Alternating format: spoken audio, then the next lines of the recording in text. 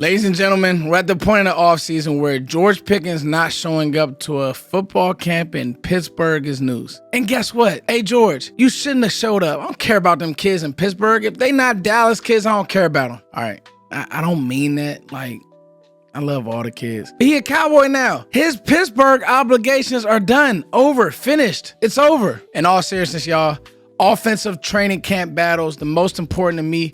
Let's talk about them because I got to be real with you. This is going to be one that's special. We know who our receivers are at the top. I want to talk receivers. I want to talk running backs. I even want to talk tight ends. Let's go.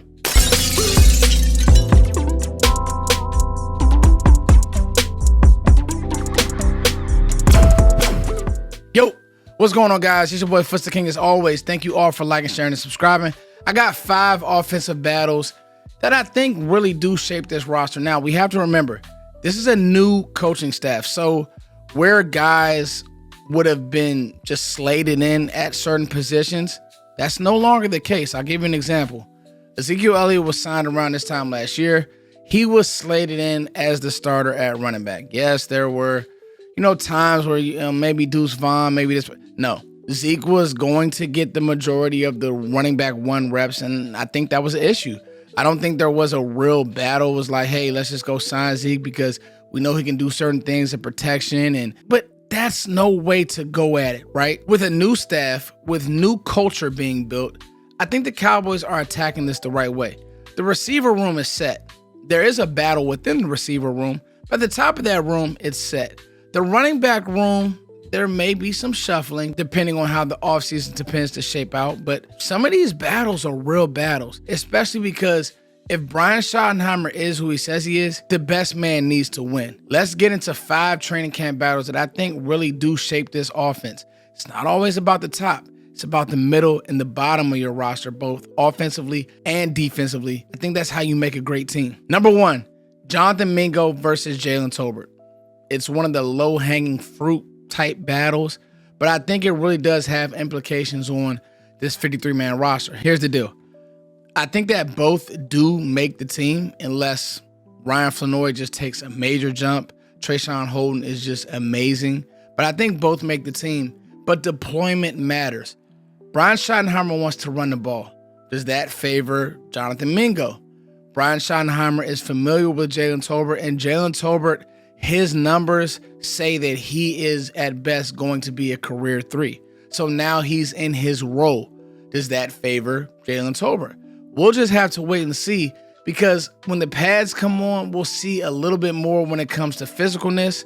And obviously, preseason games, I don't think that Jaylen Tolbert is at the point in his career where he can just sit preseason games. We know Jonathan Mingo is going to play. We know Trayshawn Holden's going to play. We know that Ryan Flanoy is going to play. Who's going to take these reps, this job by the reins?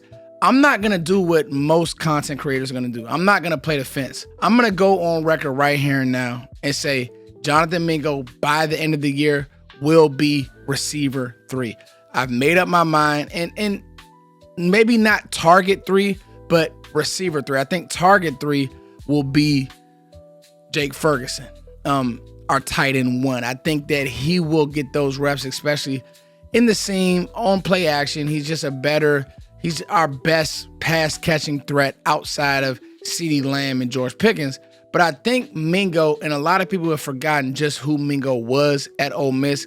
He's caught so many bad breaks, bad quarterback play for the most part early on in Carolina. Then he comes to Dallas and it's Cooper Rush, but he has juice.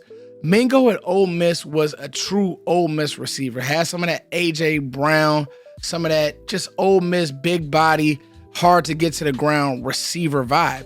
And if he can capture some of that with what you already have in CeeDee Lamb and George Pickens, I'm going on record. Jonathan Mingo will have a great year. I've kind of waffled. I'll be honest, I've waffled. I'm allowed to waffle. I'm allowed to go back and forth. I think Tolbert is the safe pick, but I don't want to be safe. I want to stir things up a little bit. Jonathan Mingo will win that job. Number 2, Brevin Spann Ford versus Luke Schoomaker.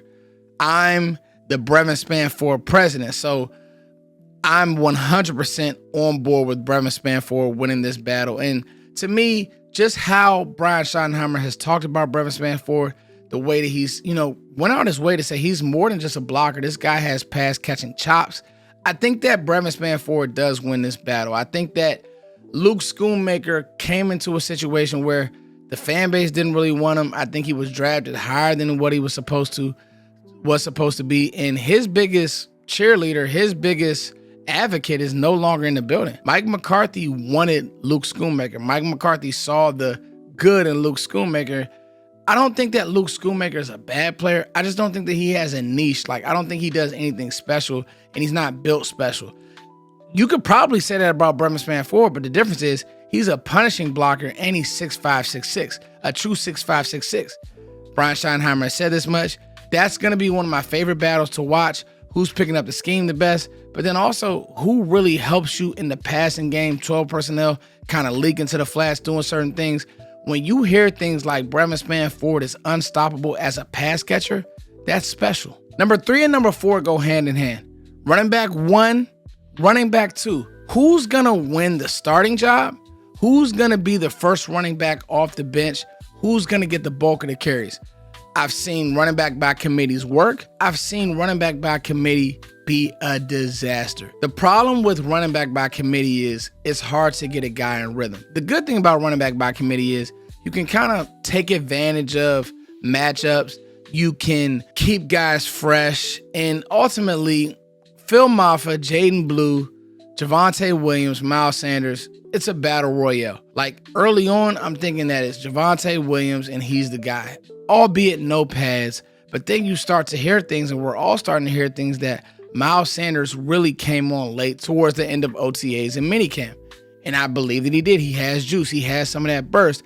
It's just like, why did we see literally none of that in Carolina? And then the wild card of all wild cards, Jaden Blue.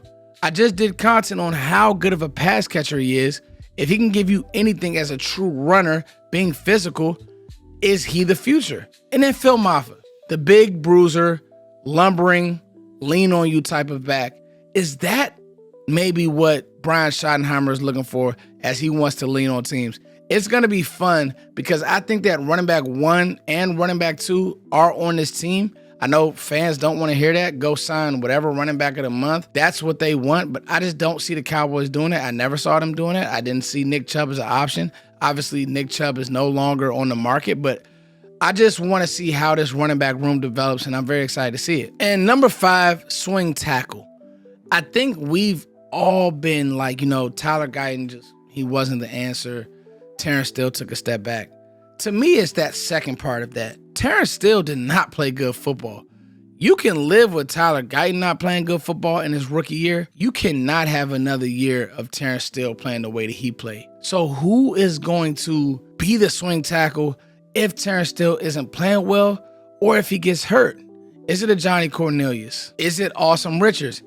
Is that player not on this roster? I think that we haven't talked about swing tackle enough. We've talked about guard. We talked about TJ Bass. We talked about Brock Hoffman. We talked about center and swapping and moving guys around. We've talked about the middle of this offensive line with Tyler Smith and Tyler Booker. We all feel good about that. What about the edges not named Tyler Guyton? I'll be excited to see that because you're one injury away. You're one injury away from having to play a backup. Lord knows we don't want it to be Matt Waletzko. I don't know why he's even still on the team. He's literally shown nothing.